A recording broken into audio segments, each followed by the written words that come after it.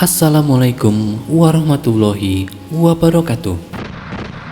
Wabah penyakit dalam Perang Makassar. Pasukan VOC terjangkit wabah penyakit dalam Perang Makassar.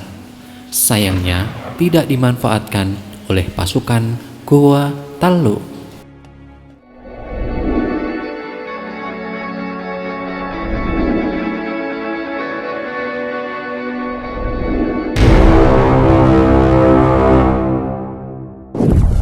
Cornelis Johnson Spillman, komandan pasukan VOC, mengibarkan bendera merah pada 21 Desember 1666,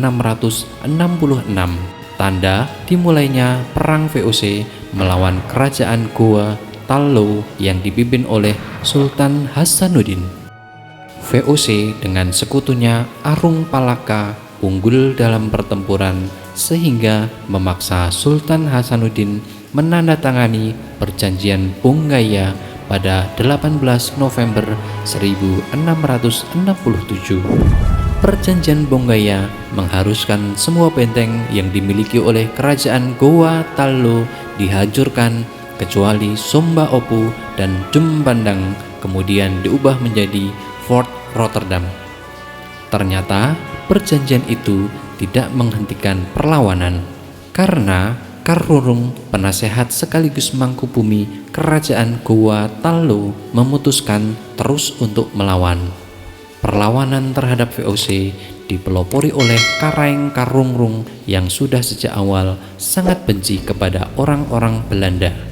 Beliau sering mendesak agar Sultan Hasanuddin meneruskan peperangan dan bertempur sampai tetes darah penghabisan.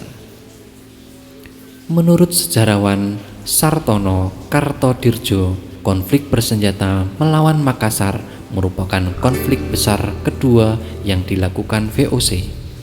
Berbeda dengan konflik yang pertama melawan Mataram pada tahun 1627 sampai 1629, VOC melakukan ofensif terhadap Makassar. Perang kembali pecah pada tanggal 21 April 1668.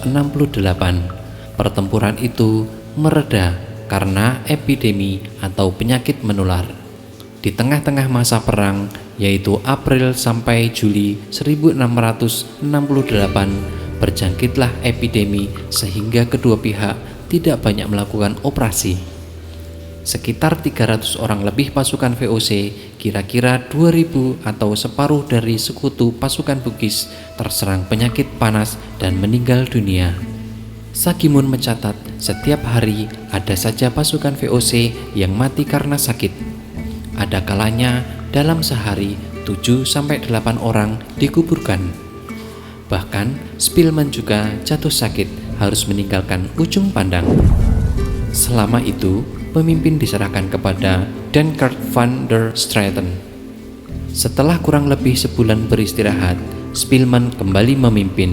Namun, keadaan kesehatan orang-orang Belanda sangat menyedihkan. 5 orang dokter bedah meninggal dunia dan 15 orang pandai besi meninggal.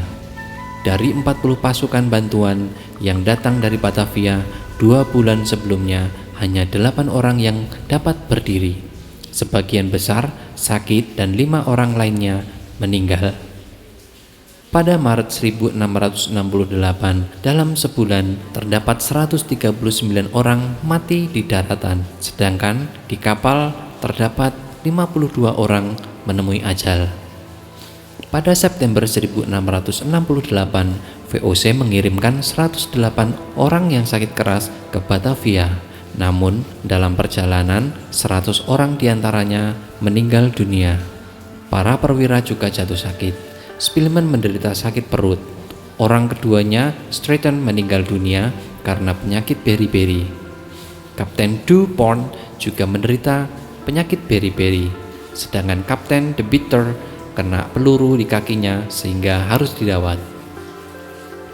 Keadaan menyedihkan pasukan VOC itu tidak dimanfaatkan oleh pasukan Goa dan Tallo. Mungkin mereka juga terkena wabah penyakit. Sayang sekali, hal ini kurang diketahui dan kurang diselidiki untuk dipergunakan dengan sebaik-baiknya oleh pasukan Goa dengan mengadakan spy war atau perang urat syaraf dibarengi serangan bertubi-tubi. Dalam keadaan kepayahan, Spilman dan pasukannya bertahan sambil menunggu bantuan datang dari Batavia dan sekutunya.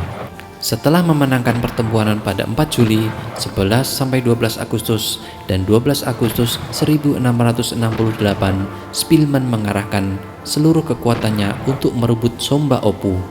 Benteng dengan istana raja itu merupakan lambang kekuasaan Goa Tallo sehingga dipertahankan mati-matian. VOC berhasil mematahkan perlawanan di sebelah utara benteng Somba Opu pada 14-15 April 1669.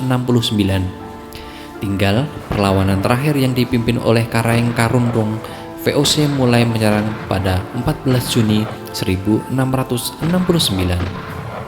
Akhirnya Karaeng Karundung mengakui kalah dan benteng Somba Opu jatuh ke tangan VOC pada tanggal 24 Juni 1669. Perang Makassar yang berlangsung kurang lebih 3 tahun berakhir. Perjanjian damai diadakan di Batavia pada tanggal 20 Desember 1669. Terima kasih telah menonton video ini, secuil cerita tentang Nusantara. Tulis pendapat kalian di kolom komentar. Jika Anda menyukai video ini, dukung kami untuk memajukan channel ini dengan cara subscribe, like, dan share di media sosial kalian. Terima kasih. Wassalamualaikum warahmatullahi wabarakatuh.